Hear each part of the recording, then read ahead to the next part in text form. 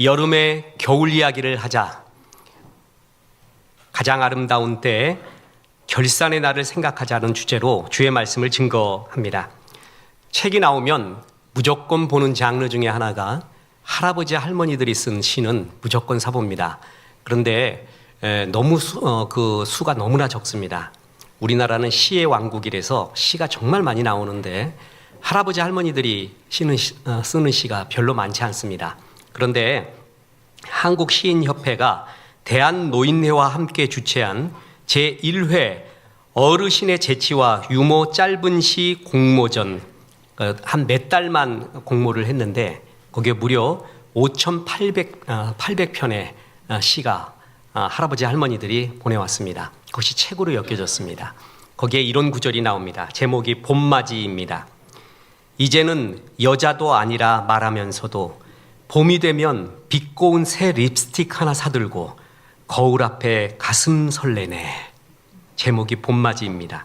제목이 영양제. 임종하시는 어머니 손잡고 엄마 곧 만나요 하고선 하루에 꼭 챙기는 한 줌의 영양제. 퇴행성이라는 제목입니다. 근육통으로 병원에 갔다. 퇴행성이라 약이 없단다. 관절염으로 병원에 갔다. 퇴행성이라 약이 없단다. 마음이 아프다. 퇴행성이라 약이 없겠지. 이제 대상을 받은 게 동행이라는 시입니다. 아내의 다른 손등을 오굿이 쥐고 걸었다. 옛날엔 캠퍼스 커플, 지금은 복지관 커플. 최우수상이 봄날입니다. 죽음의 길은 멀고도 가깝다. 어머니보다 오래 살아야 하는 나를 돌아본다. 아, 살아있다는 것이 봄날. 살아있는 게 봄날입니다. 이 노인들 시를 보면은 나도 곧 그렇게 되겠지. 그리고 반드시 이런 날이 온다. 그리고 그 결산의 날은 가까이 오고 있고, 그래서 오늘 하루가 얼마나 소중한 날인가. 헛되이 보내지 말자. 의미 없이 보내지 말자. 그리고 시를 보면요, 참 어려운 시도 많아요. 세상도 어려워 죽겠는데 그 시를 보면서 내가 그걸 이해하려고 애쓰는 것 자체가 너무 힘들어요. 그 사람 세계로 들어가는 게. 그 시가 좀 나를 좀 설명해 주면 안 되나? 근데 할아버지 할머니 시는 어려운 게 하나도 없어요. 그리고 인생의 모든 예지력이 다 들어가 있어요. 그 어떤 시보다 다 100편을 읽은 것 같습니다. 우리가 결산의 날을 알고 이런 날도 우리에게 오는 것을 알고, 그렇다면은 우리 오늘 하루를 어떻게 살까요? 가장 꽃봉오리 같이 오늘 하루를 맞이하게 될 겁니다. 왜 여름에 겨울 이야기를 하자고 하는가? 초롱초롱한 아기들의 헌화 예배를 드리면서 왜 끝 이야기를 하는가? 끝을 보고 전체를 보고 인생을 볼 때 달라집니다. 그것이 성경적인 최고의 교육이기 때문에 그렇습니다. 그래서 헌화 예배를 드리면서 또한 이 세상을 바라보면서 오늘 하나님이 주시는 말씀의 첫 번째 교훈이 이것입니다. 전체와 끝을 보며 살라라는 것입니다. 오늘 전도서 12장 1절 보세요. 너는 청년의 때에 너의 창조주를 기억하라. 곧 공고한 날이 이르기 전에 나는 아무 낙이 없다고 할 해들이 가깝기 전에, 해와 빛과 달과 별들이 어둡기 전에, 비 뒤에 구름이 다시 일어나기 전에 그리하라. 어느 때 하라고요? 청년의 때. 청년의 때에 결산의 날을 기억하라라는 것입니다. 이게 가장 지혜로운 삶입니다. 가을에, 그리고 초겨울에 겨울을 생각하지 말고 봄에, 여름에, 청년의 때에 그날을 생각하며 살아라라는 것입니다. 사탄의 전략이 있습니다. 오직 오늘만, 이 순간만 보게 말합니다. 까르페 디엠, 이 현실을 지금만 즐겨라. 순간의 분노, 순간의 오해, 순간의 욕망, 순간의 자존심, 순간의 좌절, 순간의 유혹. 마귀는 항상 순간 속에 살라고 말합니다. 치명적인 몰락은 오늘 이 순간의 마음을 뺏겨서 영원한 일을 보지 못할 때 일어나는 경우가 많이 있습니다. 그런데 신앙은 넓게 전체와 끝을 보며 지금을 바라보라는 것입니다. 이 전체와 끝을 볼 수 있는 눈은 성경을 통해서 길러집니다. 성경은 처음과 끝, 그리고 전체를 보여주는 그림입니다. 창세기는 처음을 말합니다. 요한계시록은 마지막을 말합니다. 성경 66권을 읽고 또 묵상하면 인생과 만물에 대한 큰 그림을 보게 됩니다. 그러면 지금 일어나는 일을 전체와 끝의 관점에서 해석할 수 있는 여유가 생깁니다. 그러면서부터 오히려 현실을 이길 힘이 나타난다는 거예요. 저 사람 참 영적이다라고 말할 때 우리는 영적인 사람을 눈에 불이 나가고 막 기도할 때도 기차 화통 같은 말을 하고 이렇게만 생각할 수 있는데, 영적이다라는 것도 영성에도 색깔이 있어요. 여러 가지예요. 어느 한 가지만 영성이 아니거든요. 근데 전체 영성이 좋다라는 것은 뭐냐면 저 사람은 항상 전체와 끝을 보며 산다. 그럴 때 저 사람이 영적이다, 영성이 있다, 이렇게 말할 수가 있습니다. 크리스찬들은 그래서 악인의 형통, 이게 영원한 주제잖아요. 왜 악인이 형통하고 의인이 힘들게 사는가? 이것은 사실 현실에서 풀릴 수 없는 문제입니다. 굉장히 어렵습니다. 성경도 이거에 대한 고통을 수없이 말하고 있거든요. 근데 우리는 그 끝을 압니다. 악인의 형통의 끝을 압니다. 저들이 잘 되는 것 같아도 결국에는 어떻게 된다? 결국에는 어떻게 살아가는구나. 자, 저 사람은 아무 고난 없이 잘 먹고 건강하고 그리고 잘 성취하며 살아요. 그게 다윗이 말한 밥상 저주, 밥상 올무의 저주라는 거라고 말했잖아요. 최고의 저주시를 다윗이 자기의 원수한테 던지는데 그 저주가 뭐냐면 저 사람 잘 되게 해주세요. 너무 잘 먹고 건강하고 너무 잘 돼가지고 오직 좋은 밥 먹는 것만 그것이 인생의 행복이다라고 여기며 살게 해주세요. 하나님 생각하고 영혼을 생각하지도 못하게 오직 잘 먹는 밥상, 그것만 생각하게 해주세요. 그게 최고의 저주였습니다.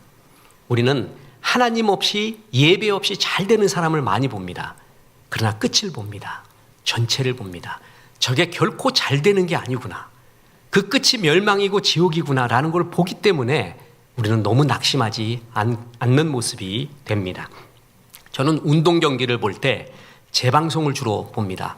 그 본방사수를 하려고 그러니 너무 시간도 없고, 그리고 한 가지 법칙이 있는데 지는 건 안 봐요. 그러니까 지는 건 전문가가 보라 그러세요. 그래서 분석해서 뭐를 잘하고 뭘 잘하고 전문가 보고 보라 그러고, 지는 거 보면 별 마음이 안 좋아요. 이기는 것만 봅니다. 그 재방송을 보는데 그 이기는 경기 재방송 보면 그렇게 신날 수가 없어요. 가슴도 하나도 안 떨려. 그냥 조마조마하지도 않고 1대0으로 지고 있어도 느긋해. 나중에 이기는 거 아니까. 그래갖고 역전하는 걸 알고 있기 때문에 끝을 아는 자의 여유가 거기에서 나와요. 그러면서 그렇게 되는구나. 전체와 끝을 보잖아요. 높은 봉우리에 올라가면은 다른 것이 다 보이게 됩니다. 그것을 신앙이라고 합니다. 마귀는 전투에서는 이기고 전쟁에서는 지게끔 인도합니다. 근데 우리의 삶은 조그만 전투에서는 질 수 있어요. 그러나 전쟁에서 지면 안 됩니다. 큰 그림 속에서 봐야 됩니다. 그래서 지금 제일 잘 될 때 끝을 벌써 볼 수 있는 눈, 그게 신앙의 눈이고 승리하는 눈이라는 거죠. 요셉을 보십시오. 7년 풍년이 들었습니다. 애굽이 다 잘 사는 것 같고 이것이 영원히 이어질 것 같아요. 그럴 때 요셉은 겨울을 바라봅니다. 가장 여름 때 겨울을 바라보면서 7년 흉년에 대비해서 곡식을 비축합니다. 사람들은 이상하게 여겼지만 요셉은 하나님의 지혜에 따라 움직였습니다. 어김없이 예고 없이 7년 기근이 다가오게 됩니다. 모두가 죽게 되었을 때 요셉이 준비한 창고는 생명의 창고가 되었고 수많은 사람들의 목숨을 살리게 됩니다. 그는 여름에 겨울을 볼 줄 알았습니다. 이게 바로 은혜고 이게 영성이고, 이게 자녀를 교육할 때 얘가 지금 이렇게 이쁘구나. 요것이 이제 사춘기 들었으면서 살살 거짓말 시작하겠지, 잔머리 굴리겠지 부터 시작을 하면서 어떻게 되고 어떻게 되고 어떻게 된다는 것을 부모들은 알잖아요. 그 큰 그림 속에서 얘를 바라봐야 돼요. 결국 나같이 늙을 것이야. 그때까지도 얘한테 심어줄 수 있는 최고의 것이 무엇일까? 늘 전체를 보면서 아이를 바라봐야 됩니다. 스티븐 코비의 성공하는 사람의 7가지 습관, 꼭 읽어봐야 될 책입니다. 그 중에 두 번째 습관이 뭐예요? 끝을 바라보면서 지금을 살라. 항상 끝을 바라보면서 지금을 살라라는 것입니다. 요즘 핫하게 잘 뜨고 있는 개그맨 하나가 있는데 그 사람이 고명환이라는 사람입니다. 전 집사라고 알고 있는데 이분이 정말 가난했어요. 개그맨이지만 너무 가난해서 단역도 이렇게 연극이나 드라마에 단역을 좀 했습니다. 그래서 그때 허준이라고 아세요? 허준. 동의보감 한 허준의 단역을 맡아서 우리나라 드라마 사정이 촬영 사정이 좋지 않아서요. 널뛰기를 해야 된다고 합니다. 여기서 뛰었다가 빨리 뛰어가고 또 빨리 가고 촬영. 그래서 시속 190km로 달렸대요. 그 실은 봉고차가. 그렇게 안 오면은 한 사람이 안 오면은 100명이 촬영을 못 한대요. 시속 190km로 달린 거예요. 가다가 차가 뒤집어졌습니다. 거의 다 죽고요. 그러니까 죽음에 이르렀고 이 사람도 중환자가 됐습니다. 그래서 병원에서 뭐냐 하면은 이 폐가 심장이 부어가지고 터지기 직전이래요. 그래서 의사의 견해로는 1초 뒤에 터져도 아무 할 말 없다. 그럼 죽음이다. 그래서 지금 정신 났을 때 유언을 빨리 써라 그랬대요. 정신 지금 있을 때. 그래서 죽음 직전까지 갔대요. 젊은 나이에 열심히 살았는데. 근데 그야말로 하나님의 은혜로 살아나게 됩니다. 그때 이 고명환 씨가 결심한 게 있어요. 그 죽음을 앞두고 다시 산다면은 나는 결코 인생을 끌려다니지 아니하리라. 자기는 이때까지 끌려다녔대요. 특히 돈에 끌려다닌 거예요. 돈이 있어야 산다라는 그 관념 속에서 어떻게든 벌려고 끌려다니는 인생이었는데 다시는 끌려다니지 않으리라 그랬단 말이에요. 그리고 하나님의 은혜로 살아났습니다. 그래서 그때 그 결심을 그대로 실행을 합니다. 자기가 제일 은혜 받았던 책이 버나드 쇼 자서전에 묘비명, 제가 설교에도 수없이 말했죠. 우물쭈물하다가 나 이렇게 될 줄 알았다. 끌려다니다가 이렇게 내가 누군지도 모르고 이렇게 될 줄 알았다. 자긴 그렇게 안 살리라. 그래서 그 죽음을 병원에서는 뭐라고 말하냐 하면 자기 병원이 대형 병원인데 서울에 있는 초대형 병원에서 당신과 같은 환자가 살아난 건 1호래요. 없대요. 그런 경우 없었대요. 그러면서 기적적으로 살아났을 때 나는 끌려다니지 아니하리라. 그러면서 그때부터 시작한 게 뭐냐면 독서였습니다. 그래서 무지하게 읽었댔어요. 그래서 지금 뭐냐면 독서 강사입니다. 독서에 대한 책을 내가지고요. 그 중에 한 권은 5개국으로 번역돼 갖고 베스트셀러가 됩니다. 그러니까 번역돼서 지금 독서 세미나 강사하고 성공 리더십 강사고요. 요식업을 했습니다. 요식업이 또 대박이 터집니다. 그 전에 돈 벌려고 요식업을 했는데 지금 사람을 어떻게 하면 행복하게 해줄까? 그거를 신경 쓰니까 돈은 따라오더래요. 인생이 완전히 바뀐 거예요. 뭘 앞두고요? 죽음을 앞두고. 내 끝을 보잖아요. 결산의 날을 보고 난 다음엔 완전히 인생이 진짜 바뀌는 거예요. 이렇게 살아서는 안 된다. 그래서 마틴 하이데거라는 철학자 있습니다. 되게 어려운 난해한 철학자예요. 이 사람이 한 말 중에 제일 기억에 남는 게 사람은 죽음 앞에 섰을 때 진짜 변한대요. 인생이 보인대요. 그래서 그것을 가리켜 죽음 에러의 선구라고 말했어요.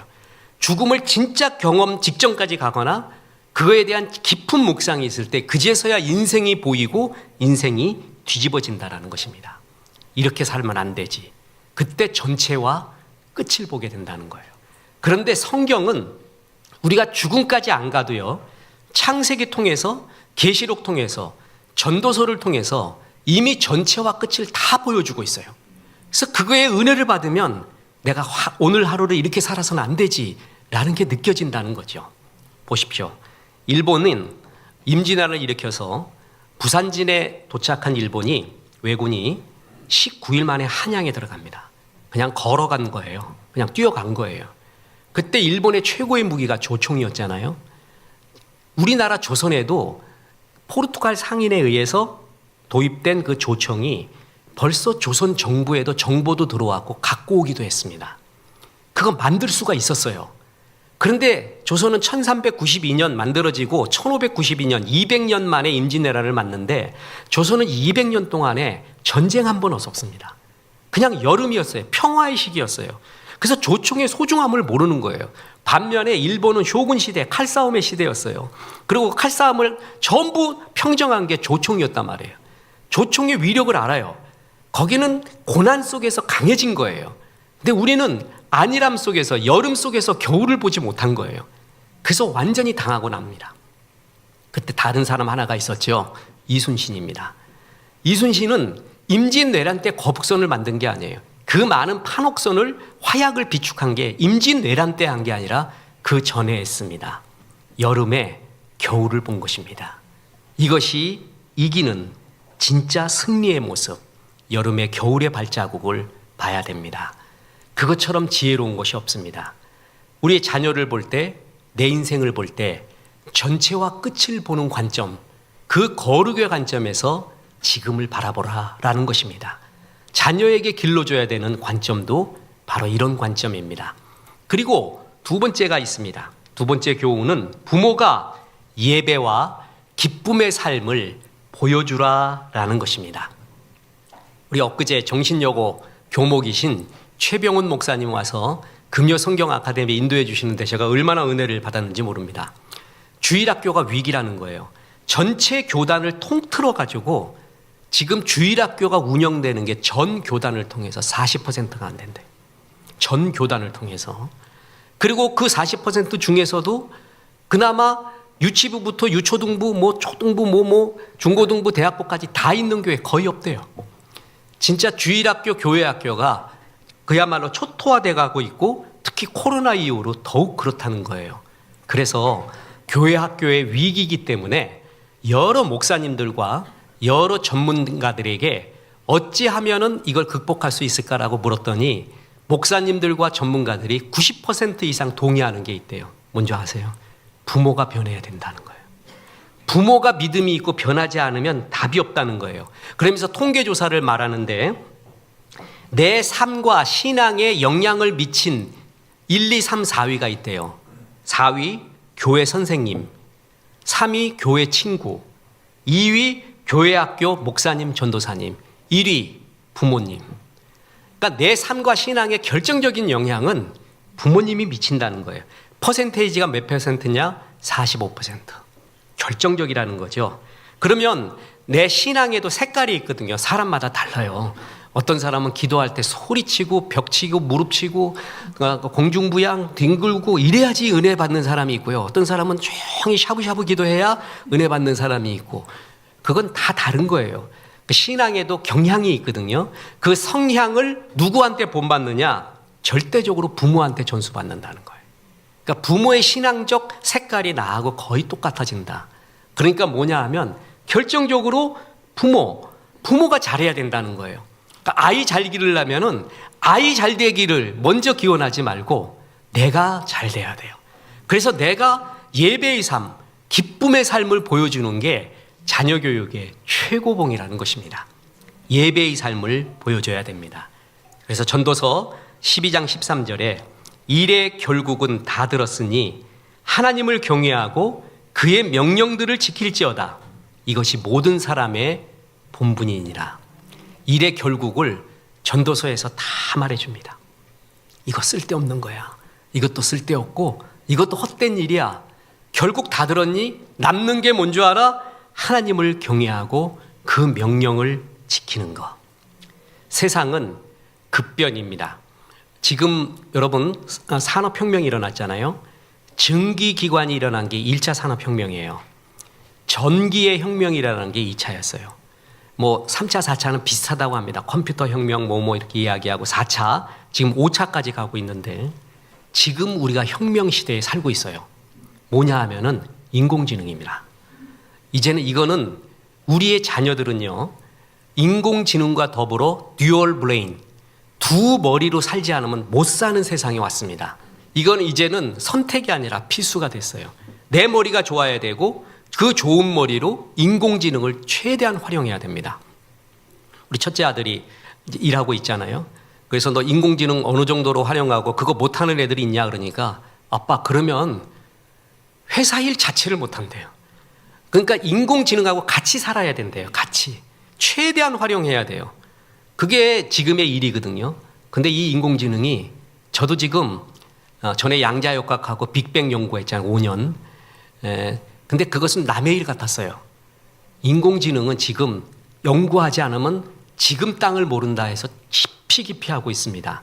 그래서 챗 GPT, 그 다음에 클로드, 그 다음에 제미나이, 딥시크, 퍼블리시티, 뭐 아주 지금 5대장이라고 하는 걸 다 연구해서 장단점이 뭔가, 이게 얼마 전까지 안 그랬어요. 근데 챗 GPT 4, 5가 나온 다음에 인공지능이 이렇게 뛰어버렸습니다. 이렇게 가는 게 아니라 이렇게 뛰어버렸어요. 전 세계의 판도를 완전히 바꿨어요. 그냥 소름이 끼칠 정도로 세상은 달라졌습니다. 급변하고 있어요. 급변하는 가운데 어디다가 초점을 둬야 되는가? 이런 말이 있습니다. 베트남의 국보 호치민이 제일 좋아했던 말인데, 이불변 응만변.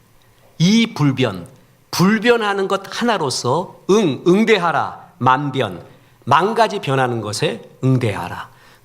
변하지 않는 한 가지로 변하는 만 가지를 대응한다. 시대가 흐를수록 뭐가 변하느냐도 중요하지만 그렇지 않은 변하지 않는 게 뭔가를 잡아야 된다는 거예요. 불변의 세대, 아주 유명한 책이라고 했죠. 거기에 현대 경영학의 아버지 피터 드러커의 얘기가 나옵니다.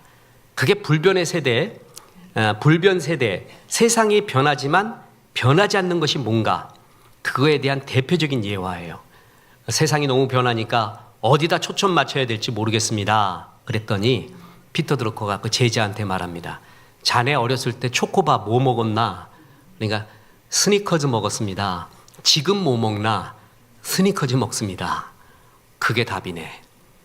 세상이 그렇게 변해도 변하지 않는 게 있다는 거예요. 여러분, 과자 1위가 새우깡입니다.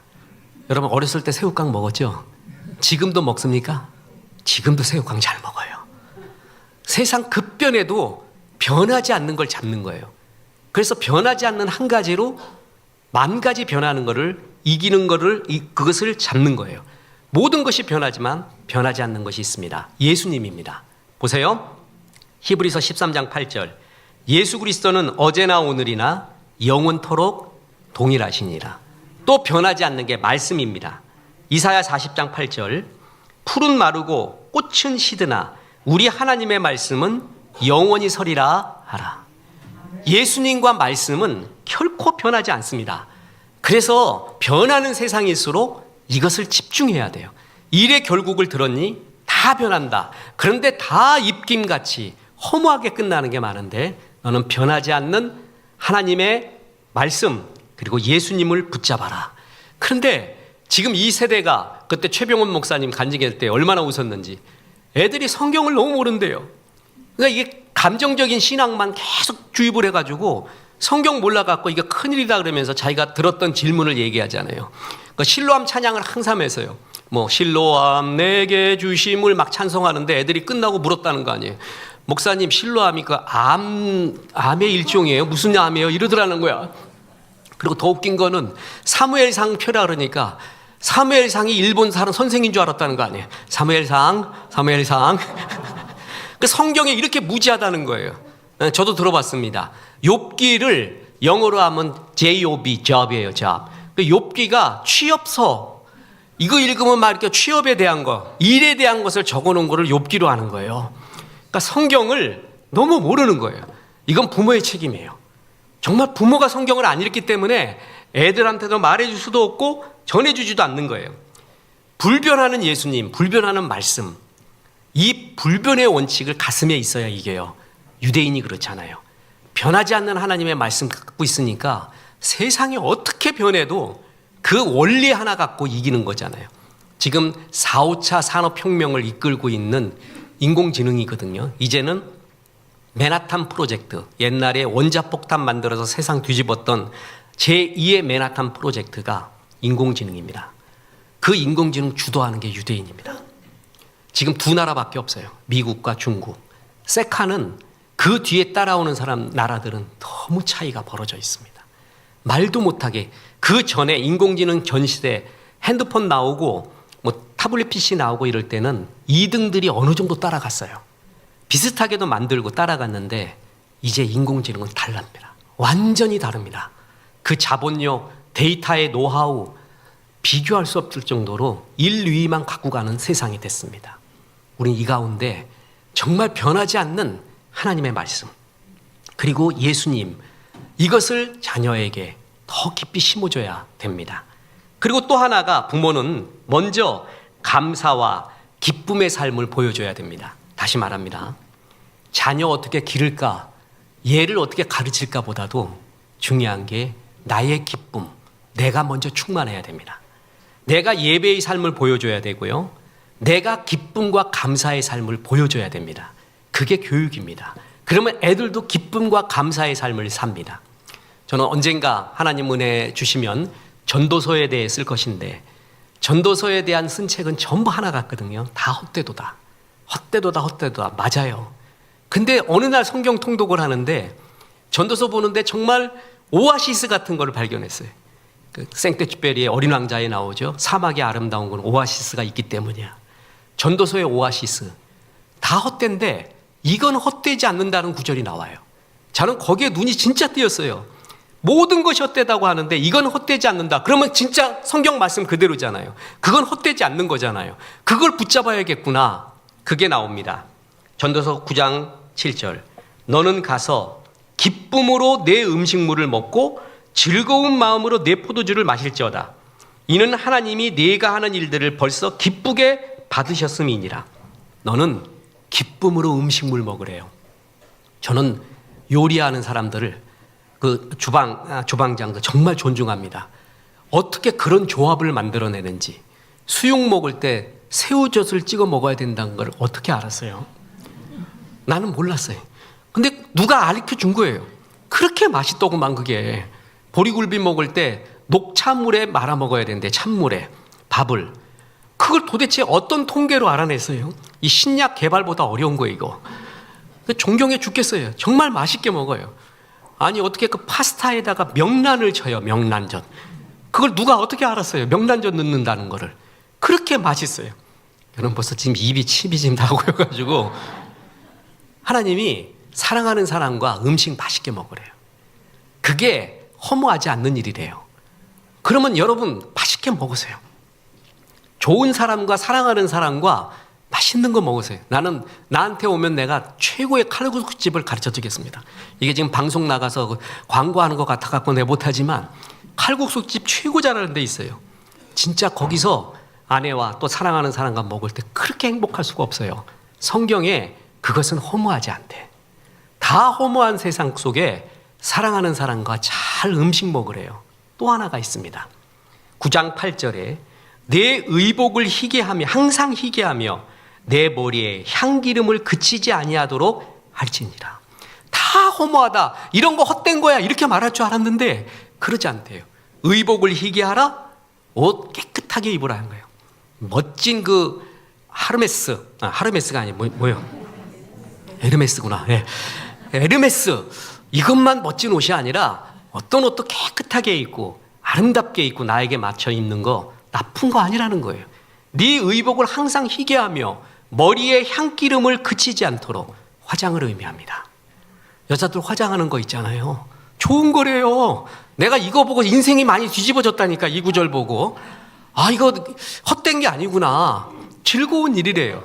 여러분 아내한테 좋은 옷도 이렇게 사주고 화장품도 좋은 거 사줘요. 맨날 아모레 피어레스 주다나 옛날 것만 사주지 말고 요즘 것 좋은 것도 사주고, 얼굴이 더 이상 거시기해지기 전에 그 전에 그리할지라 그래가지고 사주면서 아내들도 내놓으라 그러세요. 그리고 이 구절을 갖다 붙이세요. 성경 구절에 증빙서류. 즐거운 일이래요. 즐거운 일.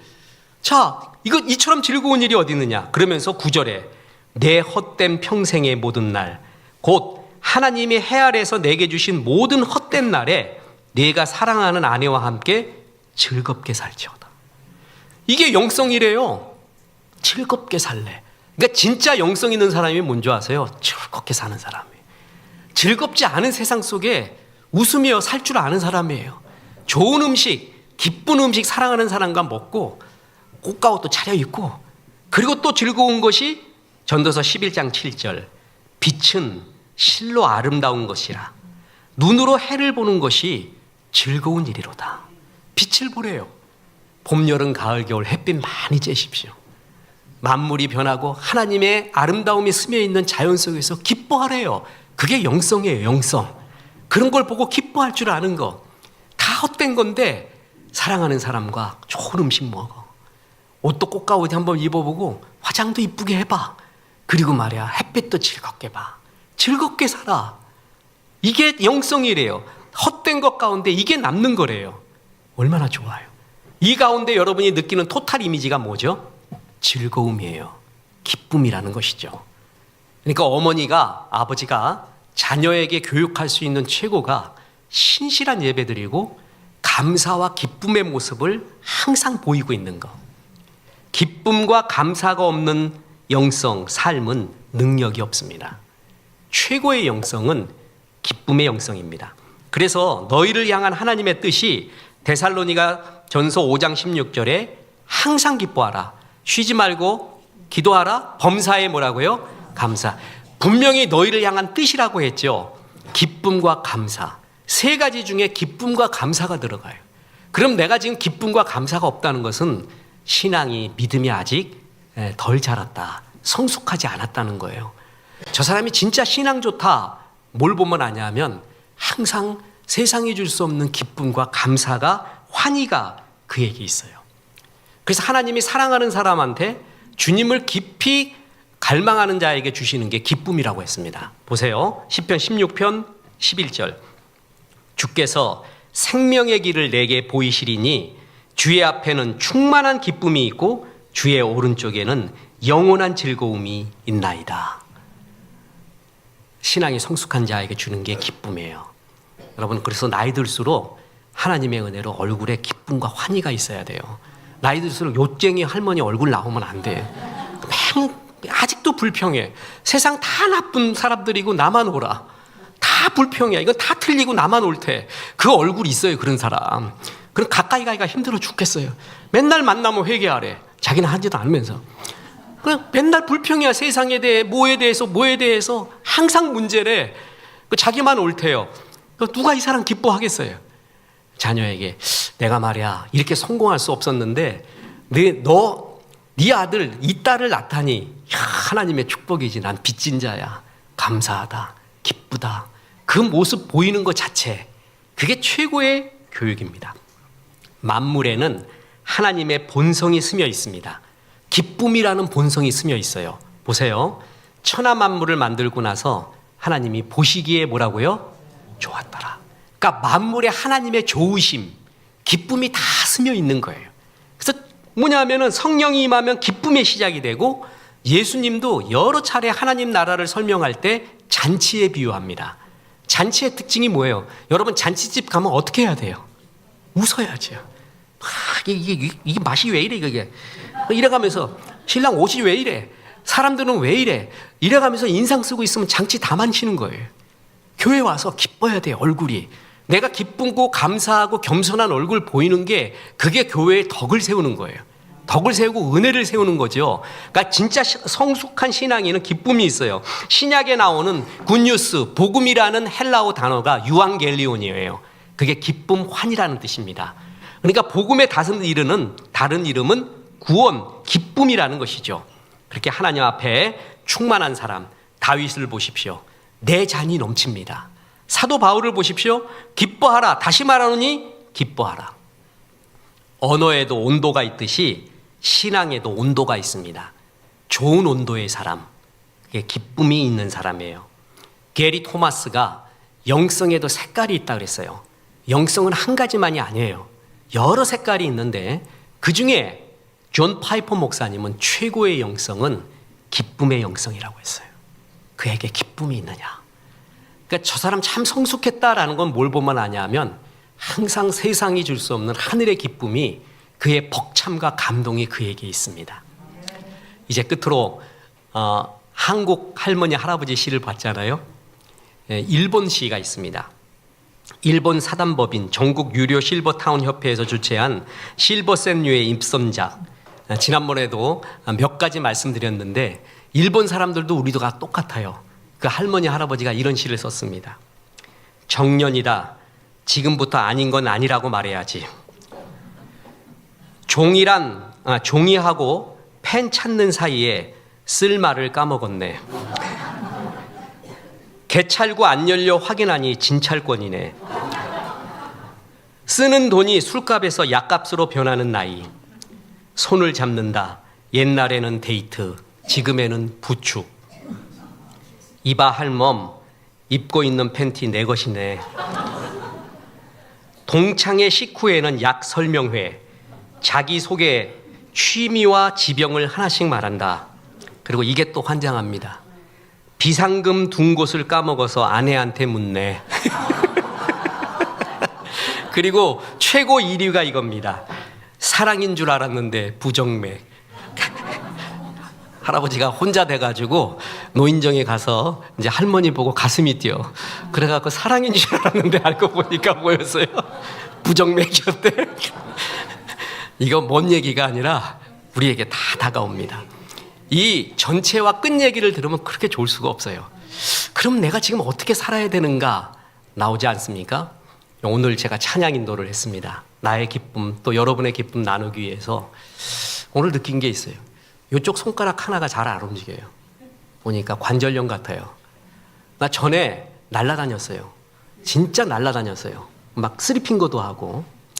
근데 나도 이제 관절염 같은 그런 이야기를 할 나이가 됐구나. 아, 계속 코드 잡아질 때 좀 더 치자. 마음껏 찬양하고 싶다. 바둑에 복기라는 것이 있습니다. 200수, 300수 둬도 초단이나 이쯤 되면 다시 복기를 하잖아요. 다시 뒀던 거. 머리가 좋아서가 아닙니다. 하나하나를 의미 있게 뒀기 때문에 그렇습니다. 나중에 남는 게 의미 있었던 일이 남아요. 하나님을 사랑했던 일. 하나님의 명령에 아멘하고 주의 일을 했던 거. 그게 남습니다. 나머지 다 헛된 것입니다. 우리 부모가 먼저 예배의 하나님 앞에 전체와 끝을 바라보며 애들을 바라보고요. 예배의 삶 보여주고 기쁨과 감사의 삶을 먼저 보여주는 것. 그게 자녀에 대한 최고의 양육입니다. 이런 종 되어서 많은 영혼을 주 앞으로 인도하는 주의 종들 되기를 주 예수의 이름으로 축원합니다. 이제는 우리 구주 예수 그리스도의 은혜와 하나님의 크신 사랑과 성령님 내 자녀를 하나님의 말씀으로 예배로 잘 양육하라 말씀하심이 이 말씀에 아멘한 우리의 사랑하는 부모님들 성도님들에게 함께 하셔서 이제부터 끝날까지 크신 영광 받으시옵기를 우리 구주 예수 그리스도 이름으로 축원하옵나이다. 아멘.